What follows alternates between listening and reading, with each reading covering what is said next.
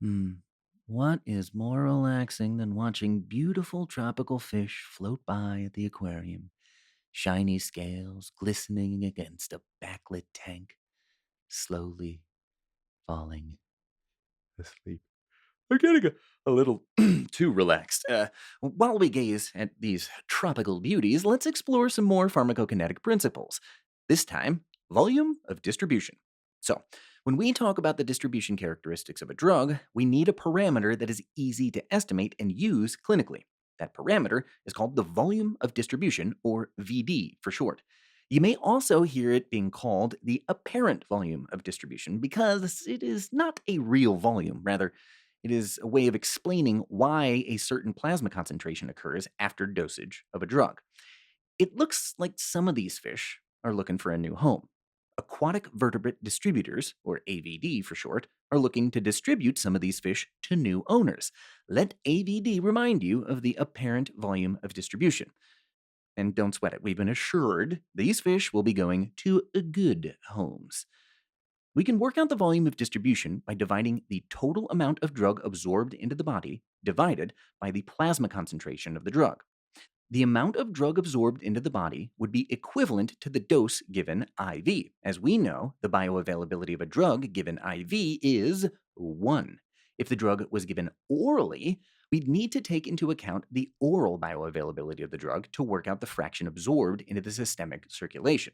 Recall from our oral bioavailability sketch that the oral bioavailability of a drug is the fraction that is absorbed from the lumen of the small intestine and makes it past metabolism in the intestinal mucosa and hepatic first pass metabolism, i.e., the amount of drug that is released into the systemic circulation from the liver.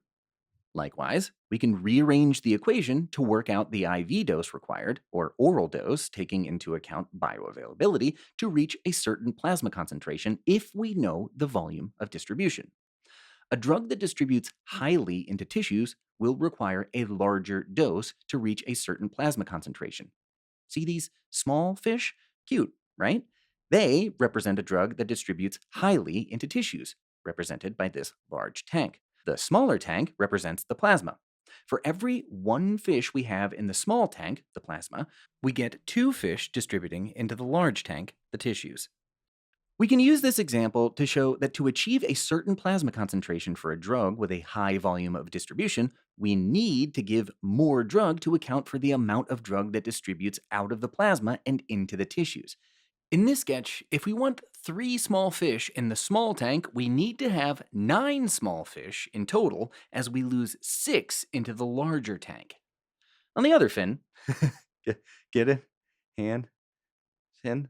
A drug with a low volume of distribution exists mainly in the plasma and therefore requires a lower dose to reach a certain plasma concentration. Let these large fish represent a drug with a low volume of distribution. They exist only in the small tank, which represents the plasma. Because they can't distribute into the larger tank, like the smaller fish can, we don't need as many fish to achieve a count of 3 large fish in the smaller tank. This is just like a drug with a low volume of distribution. If it exists primarily in the plasma, we don't need to give as much drug to achieve a certain plasma concentration because it doesn't distribute or get lost into the tissues. So, given this, we can see that the volume of distribution is the hypothetical volume that a drug would distribute into if the concentration of that drug throughout that volume was the same as the plasma concentration.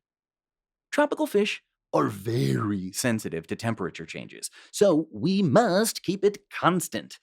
The volume of distribution of a drug is also a constant, not a variable, and tells us the degree to which a drug is distributed in the body, i.e., where it likes to exist.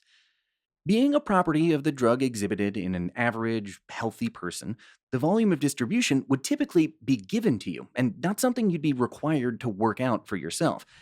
It may also be given to you as liters per kilogram of body weight, for example, zero point 0.5 liters per kilogram. This aquarium champions the metric system. Booyah! And displays its tank volumes in liters. Gallons. Hmm. Well, we also express the volume of distribution in liters. Remember, though, that volume of distribution is not a physiological volume. Rather, it is a ratio that is expressed in units of volume, liters. This volume of distribution of a drug is directly proportional to the degree of tissue binding. A drug with a high volume of distribution exists mainly in the tissues and is usually considered so if the volume of distribution is above 40 liters. Check out that large tank. Remember, it represents the tissues. It's home to some striated kelp, which looks a lot like muscle tissue. It also needs a bit of a clean. That fatty seafoam floating on top looks very fatty. Drugs that distribute into the tissues may end up in places like muscle tissue and fat stores. A good example of a drug with a high volume of distribution is amiodarone, which has a volume of distribution of 4,600 liters in a 70 kilogram person. This tells us that amiodarone is highly distributed into the tissues. You can see that this volume is very large. No healthy person is going to have a volume of 4,600 liters. In fact, you may see many volume of distribution values that exceed the 40-liter total body volume and wonder, how is that possible? Are you trying to fool me? No, we are not. It just means that the drug is very highly distributed into the tissues. Remember, think of volume of distribution as the hypothetical volume that a drug would distribute into if the concentration of that drug throughout that volume was the same as the plasma concentration. Our large ocean on this pamphlet is here to remind you that some values can be very large. Maybe not ocean large, but large in comparison to our normal physiological volumes, like total body water, which is 40 liters. A low volume of distribution means that the drug exists mainly in the plasma, with little or no distribution into tissues. Recall from our plasma protein and distribution sketch that plasma volume is around 3 liters and is represented here by our small tank filled with this blood red coral. Drugs with a low volume of distribution include warfarin, which is around 0.14 liters per kilogram. For a person of average weight, say 70 kilograms, the volume of distribution of warfarin would be 9.8 liters. Quite small. Why? Because warfarin is highly bound to albumin, around 99% bound, with 1% fraction unbound, and therefore exists primarily in the plasma, or the small tank. Large fish, small fish. Large drug, small drug. Heparin has a very low volume of distribution, around 3 liters in a 70 kilogram person, meaning heparin exists in the plasma, which, having a very large molecular weight and therefore can't pass through the capillary walls, we'd expect, right? Just like our large fish that can't move into the large tank. They are way too large to fit down that narrow tube. Our small fish, though, distribute easily into the larger tank, just like drugs with a smaller molecular weight, able to pass more easily through the capillary walls into the tissues and therefore have a higher volume of distribution. Drugs that bind primarily to plasma proteins, like warfarin, will also have a low volume of distribution because they exist primarily in the plasma. Drugs with an affinity for extravascular proteins in the tissues will have a higher volume of distribution. Our brown, fatty, globular, albeit cute, small fish really love that large tank. Let them remind you of fatty lipophilic drugs, which have a greater affinity for fat and therefore are more likely to have a higher volume of distribution. This is because lipophilic drugs will tend to distribute into the fat, which is extravascular. A good example is THC, which is lipophilic and has a high affinity for fat tissue. At steady state, the apparent volume of distribution is around 3.5 liters per kilogram, which for a 70 kilogram person is 245 liters. Keep in mind that volume of distribution can be affected by conditions that alter body volume as well as altered tissue or protein binding. For example, patients with low concentrations of albumin will have altered volumes of distribution if a drug is highly albumin bound.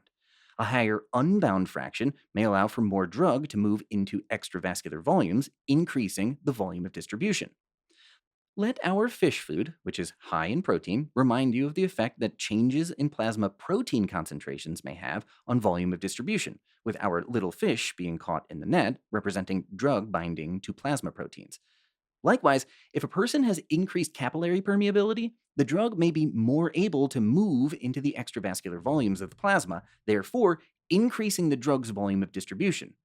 Our large fish, usually with a low volume of distribution in the small tank, has found a way out. It's slipped through that crack and into the larger tank, just like some drugs may move into the tissues if capillary permeability increases. Let's hope he's not hungry for those small, fatty fish. Well, let's leave these fish to be. They've had way too much activity for one day. Even we can only take so much pharmacokinetics before we start swimming in circles.